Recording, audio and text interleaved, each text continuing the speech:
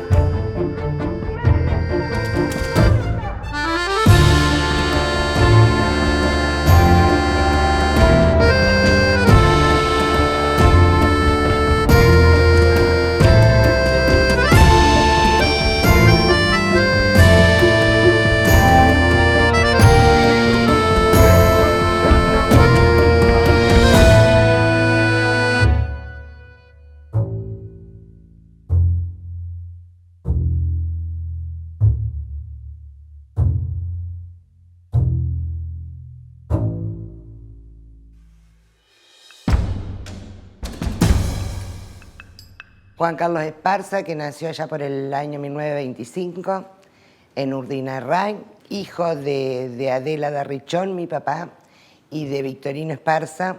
Desde su niñez tuvo muchísimos faltantes y muchísimos problemas, con su madre que falleció de muy chica, con su padre que con algunos problemas personales y demás.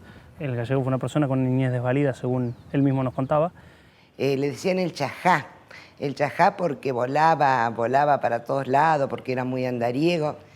Y su niñez, él la contaba con mucho orgullo, porque yo creo que es lo que marcó su vida. Esparza no era un potentado. Esparza, la única riqueza que tenía era su dignidad, su dignidad y su honradez. Se crió lustrando botas, se crió vendiendo cosas en la calle, hasta que, siendo adolescente, diría yo, se fue a Buenos Aires y se consiguió trabajo en el frigorífico Anglo.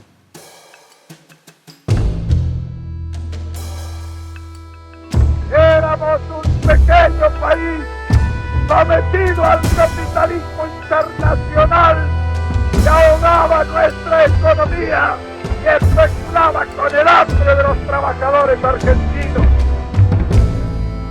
En ese entonces yo entro al frigorífico más o menos en el año 44, 45, principio 45. Y cuando concurro a trabajar me encuentro en el puente Nicolás Avellaneda levantado, como consecuencia de que lo habían levantado a raíz de que querían impedir el avance de la gente de Dos Sur, de Avellaneda, de Berizo, de La Plata, todo. Y después bajan ¿cómo que se llama? El puente Nicolás Avellaneda. Y de ahí en más, indudablemente ante el avance de la gente, yo también de alguna manera participé, y no voy a decir que ni como militante, participé como un trabajador más. Y estuve. Participé desde ese entonces. Mi obligatoriedad era muy simple, vivía de forma muy simple. Yo siempre digo que el gallego no sabía que era peronista, no tenía la más remota idea.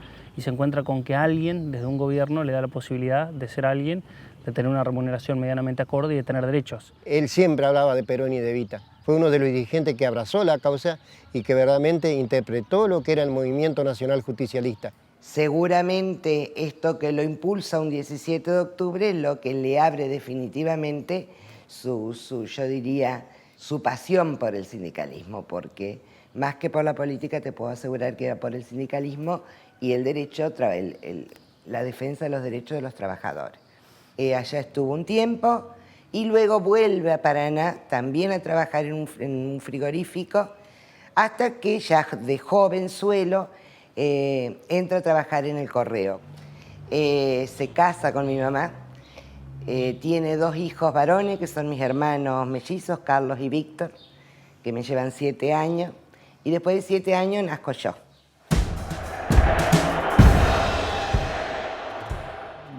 no fui hombre de escuela, fui víctima de una etapa de la vida de Entre Ríos, desde el 30 al 43 o del 24 al 43, en donde no era fácil concurrir a las escuelas, en donde indudablemente había un gran poder de la miseria.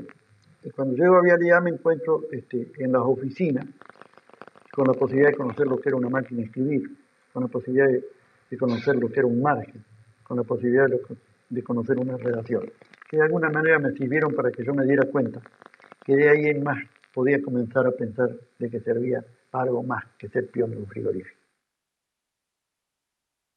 También siempre se destacó ese ansia por defender a los trabajadores, y así es que en el año 59 se crea FOESIT. FOESIT es el Sindicato de Trabajadores de Empleados de Correo, ya él empleado de correo, y él es él es el fundador acá en Paraná del Sindicato de Correo, y ahí comienza su vida sindical.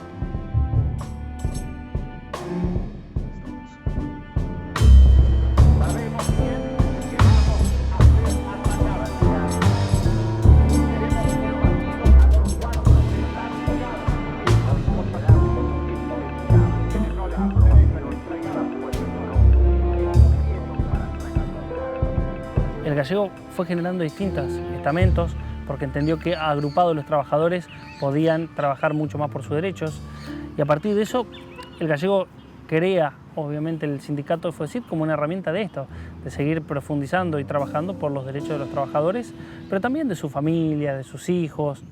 Y es allí donde Esparza va demostrando su espíritu, su carácter de luchador gremial, por esa viveza, ese tacto que tenía para realizar gestiones, para consolidar una asamblea. Por eso era la necesidad de la federación también contar con un elemento como Esparza para empezar a consolidar y a fortificar los sindicatos del resto del país, porque no había una clara conciencia gremial en el resto de los trabajadores del país. Entonces la actividad sindical y la vida sindical política hace de que Esparza se vaya encumbrando en uno de los dirigentes de Paraná que podía tener perspectiva de ocupar algún cargo político. Nosotros en el año 73 apoyamos la candidatura del Gallego Esparza para intendente. Primero el Gallego se junta con el presidente de Unidad Básica y después al tiempo se junta con nosotros y empieza a diagramar los trabajos que iba a hacer en los barrios. Lo primero que nos dijo, muchachos, nosotros vamos a trabajar desde los barrios hasta el centro.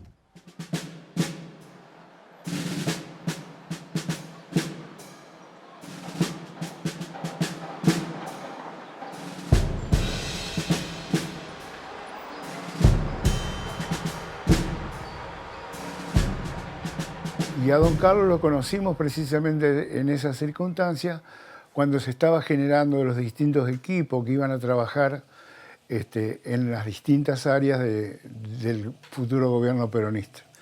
Y don Carlos tenía lo que yo llamo una inteligencia intuitiva. Es un hombre que, sabedor de sus limitaciones, nunca renegó de basarse en su instinto para conocer a la gente y llamar a los más capaces, a los que él consideraba más capaces. La conformación del gabinete de Esparza, el 80% éramos jóvenes que teníamos entre 25 y 30 años. Y el resto del gabinete lo componían gremialistas y gente proveniente de otros sectores, digamos de mayor edad, pero el grueso era gente joven. Esto también nos permitió que el equipo en general, no solo yo, el equipo en general pudiera desarrollar todo su intelecto y al mismo tiempo logró ese plus que significa no cortarles las alas a la gente que pensaba. Y eso solamente lo puede hacer un gran conductor.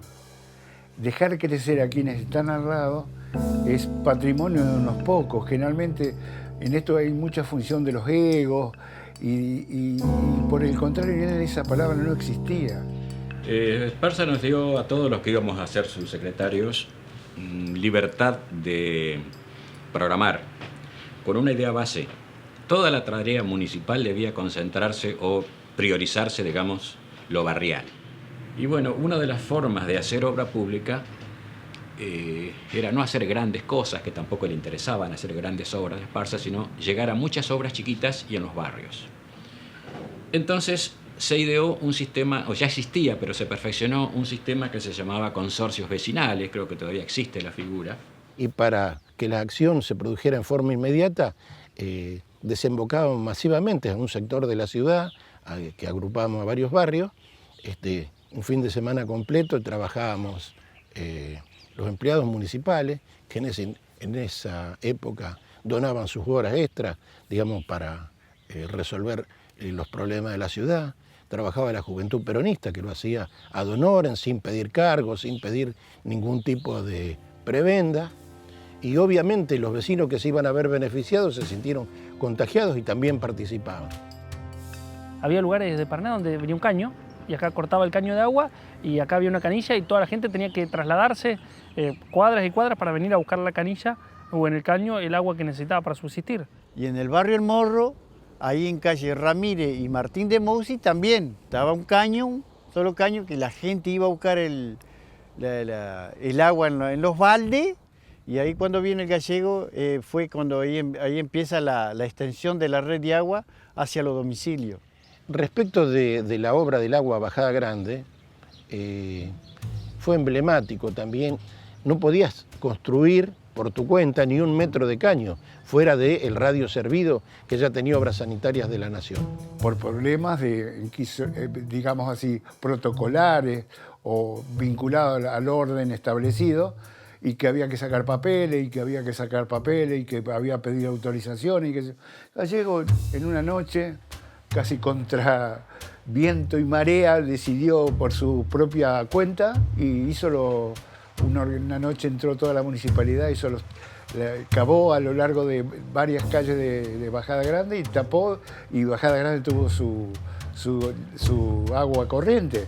Digamos, todo esto se lleva adelante, sí, porque Esparza era un emprendedor nato, era un constructor nato, le daba poco tiempo al desarrollo de los proyectos, lo quería para ayer. Hubo otra quijotada que con el apoyo de Esparza nos largamos a hacer, que fue equipar la municipalidad con mucha maquinaria vial. Entonces se ideó con la gente de Obras Públicas un plan de repavimentación de todas las calles céntricas.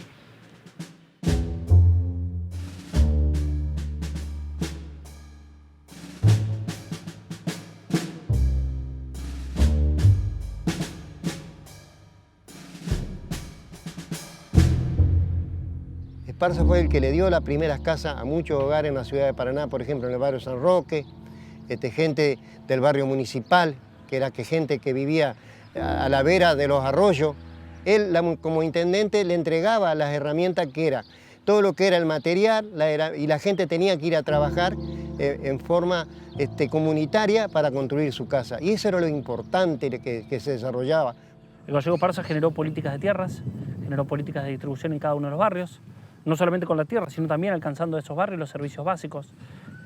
Te vas a encontrar con varias entregas de títulos, cosa que parece muy loca porque a veces uno, en la historia, después de Gallego Esparza, te encontrás con familias que pasan 10, 12, 15 años para tener el título de la tierra, y el gallego en 3 años generó la tierra, la loteó y les entregó los títulos. Digo, esa es la demostración de que hay cosas que son posibles cuando la política realmente tiene sentido común.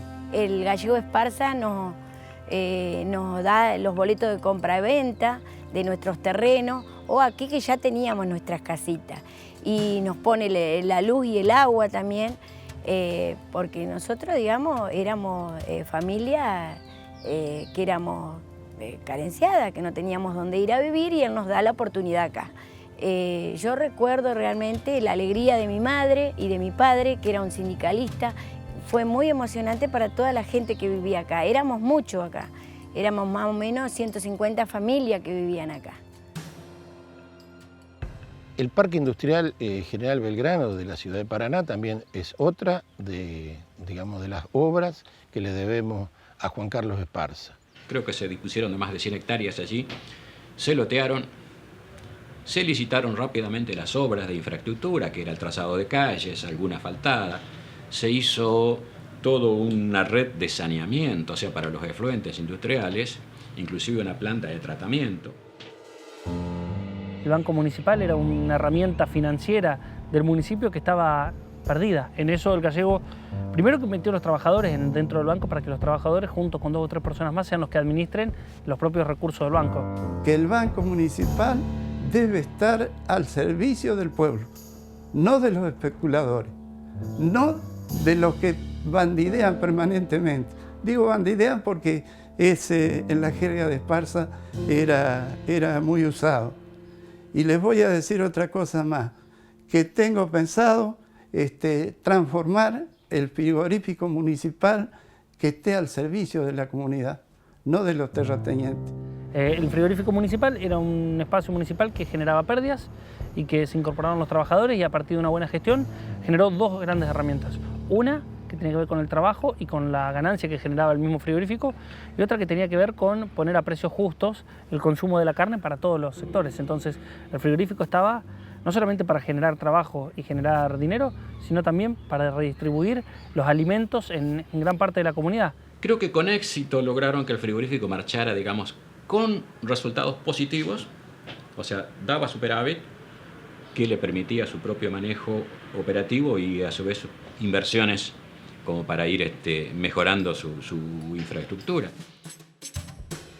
Hay 2 o 3 cosas que el gallego fue armando que fueron realidades concretas y que trascendieron. Una de ellas es esto, este Patito Sirirí, que fue uno de los parques infantiles más importantes de la ciudad.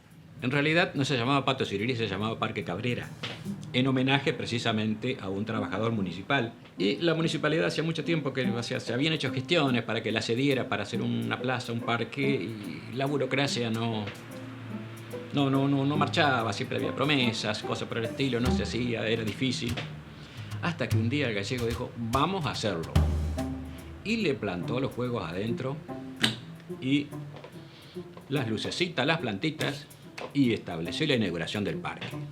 Y iba a ir el gobernador y el vicegobernador, por supuesto de él y todo, había mucha gente, era un acto importante, digamos, ¿no? Y llegó la hora prevista, a las 5 de la tarde, y los funcionarios no estaban. Esperó 5 o 6 minutos, larguemos. Y se hizo el acto sin el gobernador. Cuando el acto terminaba, llegaba el auto del gobernador, alguien tuvo que ir a pararlo, a hacerle señas para que siguiera, para no pasar un papelón allí. Pero se inauguró el parque sin la asistencia del gobernador porque sencillamente llegaron tarde. Y en el medio de eso, cuando se iza la bandera, claro, era un día totalmente calmo, y la bandera chorreaba hacia abajo, y él se enojaba porque quería que flameara. Sí. Entonces llamaba no sé qué director, che, ¿por qué no flamea esa bandera? No flamea porque no hay viento. Yo le puse Cabrera al Parque Los Patitos. Y le puse Cabrera porque Cabrera fue un capataz de la municipalidad. Un hombre que lo apreciaba mucho la gente. Un hombre que trabajó 30 o 40 años cuidando los rosales, cuidando las quintas.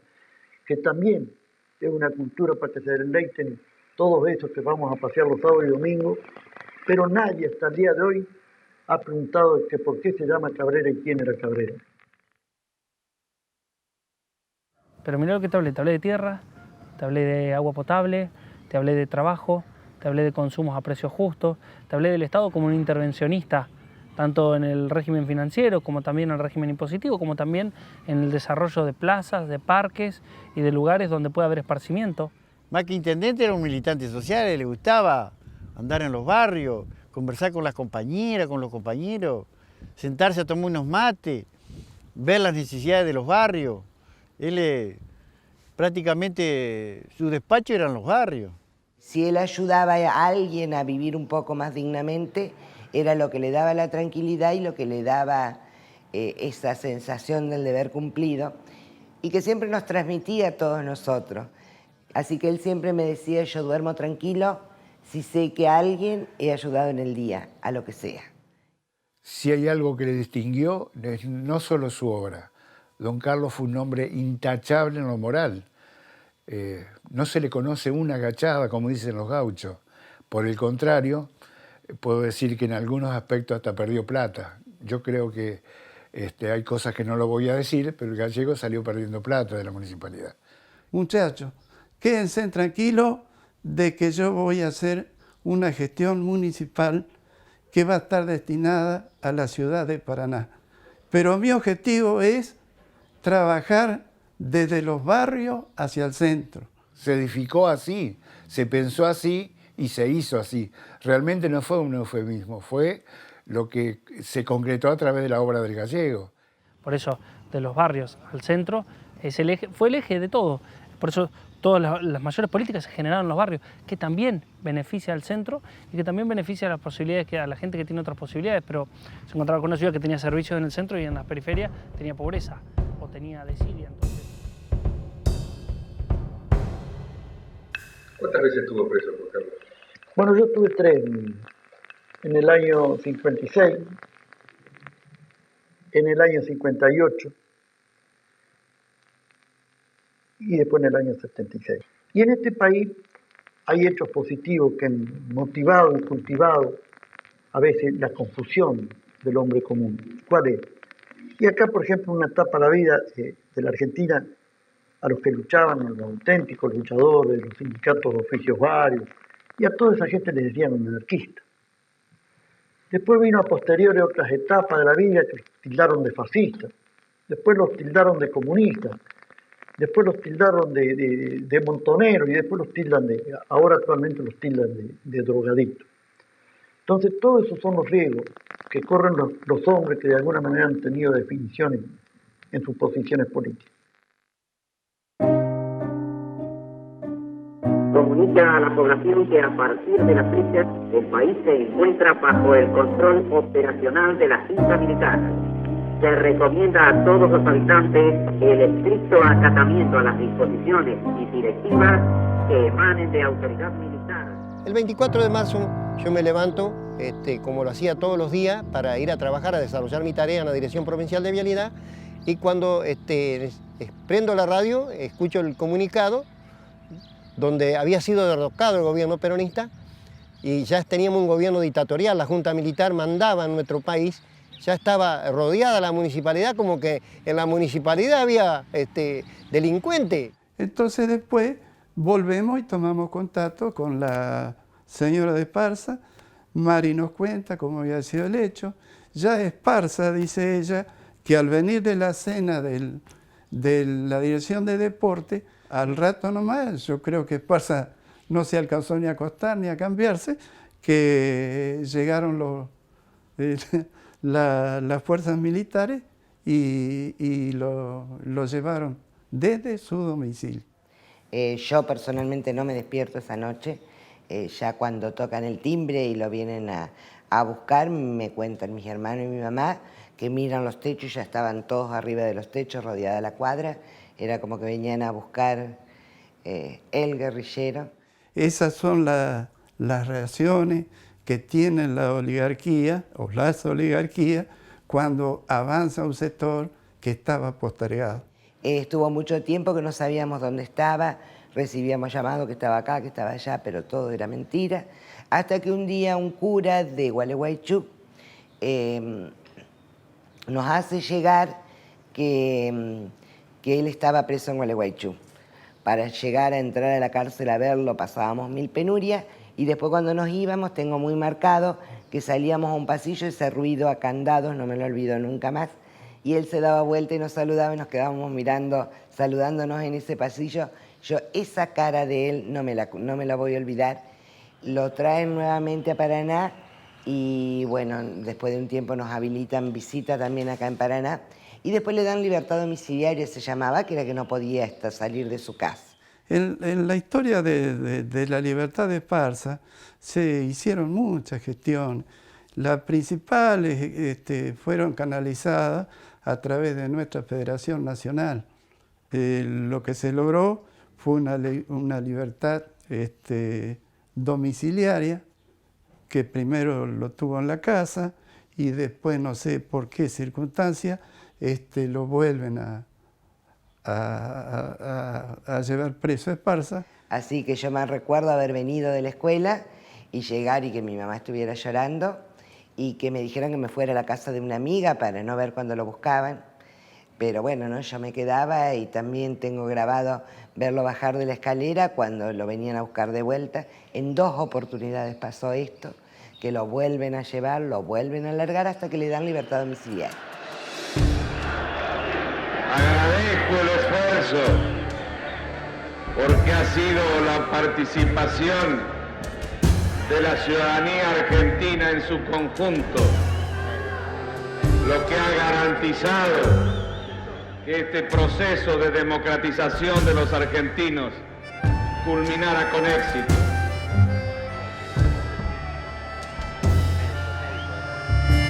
Un médico, por favor, allá.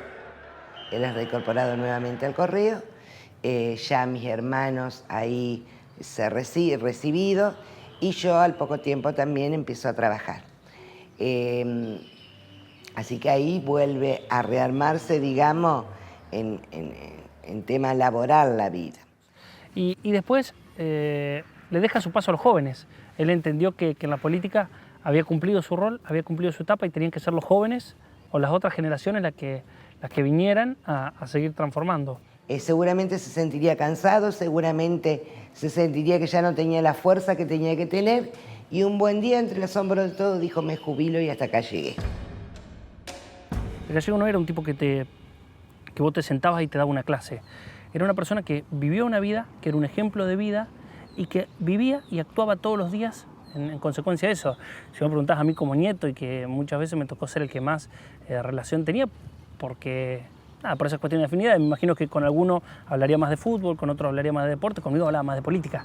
El Gallego era una persona de consulta diaria, una persona donde podías ir a consultar, donde podías ir a discutir y donde se iban debatiendo muchísimas cosas que esa fue la mayor cantidad de tiempo que me tocó en lo personal estar con él. Su mayor felicidad era hacer un asadito con los chicos en el fondo y comer ahí nomás de parado. Yo decía, le pegaba el grito: llevo los platos. No, ¿qué plato?, decía él. Acá comemos de parado. Esa era su personalidad y su felicidad. Bueno, después él llega grande con algunos problemas de salud, pero también un poco se hacía el loco, porque era muy regaloneado por nosotros. Había que hacerse el muerto para que te tiren flores, te decía. Entonces muchas veces él era la persona que estaba enferma y apareció mi abuela de un día para otro prácticamente con un cáncer que en muy pocos meses dejó de existir, y eso fue un golpe muy fuerte. Ahí conocimos, yo en lo personal conocí otra faceta que fue en las últimas semanas. Él nos dijo que él no quería vivir más porque no estaba Marita, porque no estaba su compañera de toda la vida, que a lo mejor una persona tan dura y tan fuerte nunca nos había hablado del amor, pero básicamente nos dijo: no puedo vivir más si no estaba con ella. Mari fue casi el paño de lágrimas, la enfermera permanente, quien lo contuvo seguramente en los momentos de dolor y de frustraciones, que deben haber sido mucho. Una vida tan intensa como la de don Carlos no es todo rosa. Yo diría más bien son todas espinas. Pero no lo pudo superar, no lo pudo superar. Yo nunca pensé que una persona se entregue al borde de morirse por quererse morir.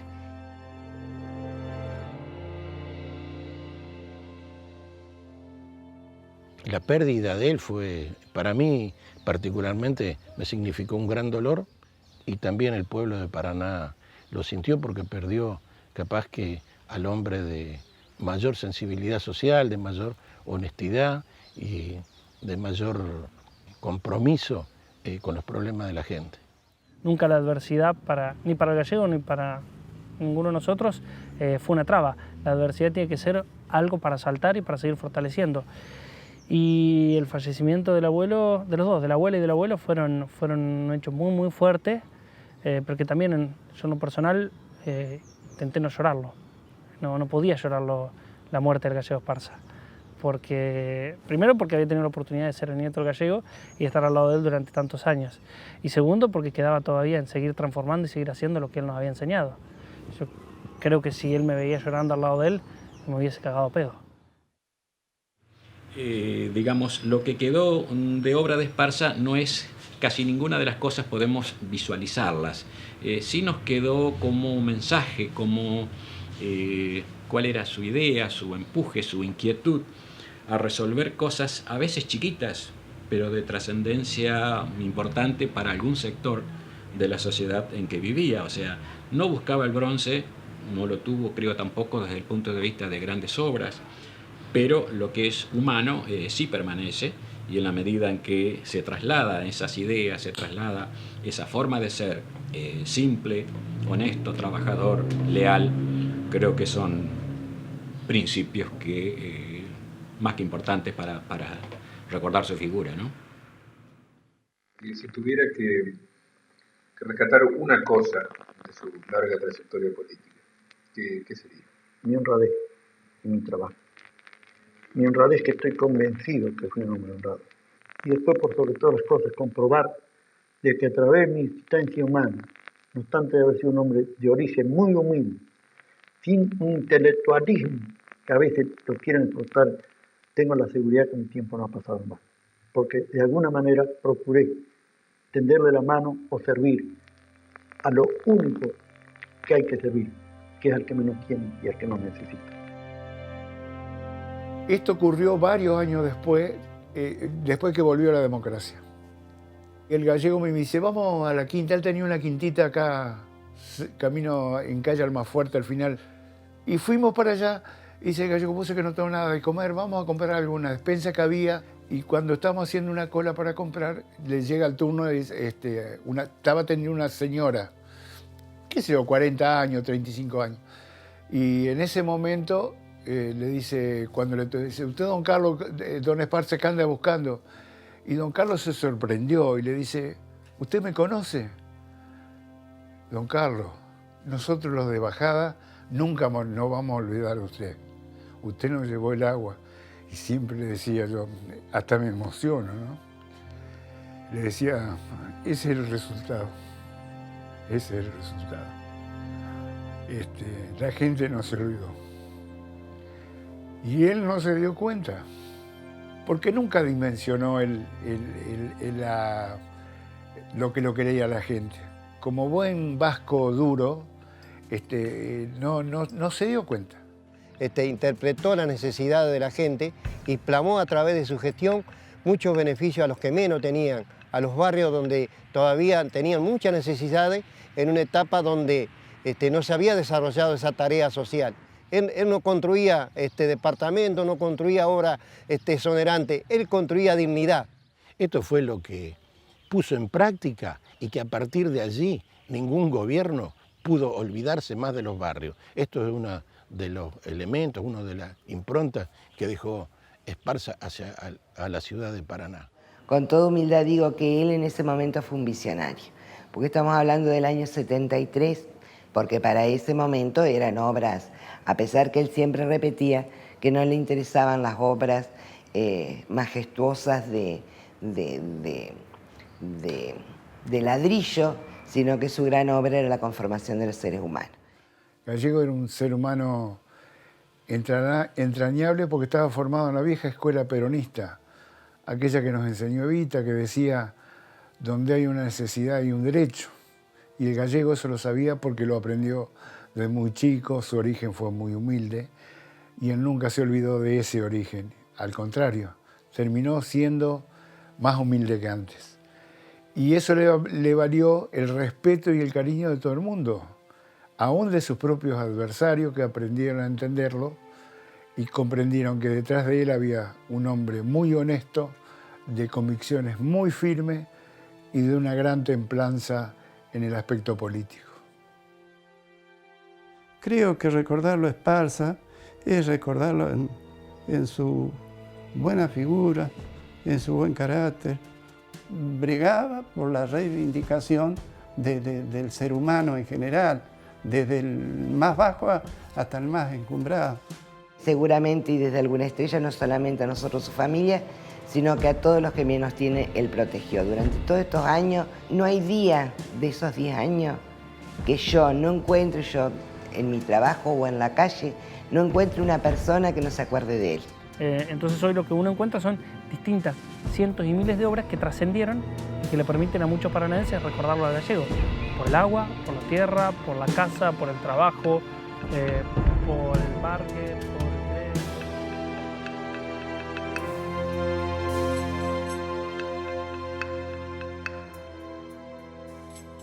Los compañeros barriales, que en algunas oportunidades me reúno con ellos, les vivo manifestando algo que estoy seguro que es lo que les va a ayudar a solucionar esos problemas. Y es que primero se organicen como comunidad organizada que son, que hagan una auténtica militancia y que por último tomen como eslogan esto que es fundamental para que logremos el triunfo definitivo. Tener en cuenta los movimientos sociales de este país y manifestar en el eslogan con la doctrina de Perón todo, sin la doctrina de Perón nada.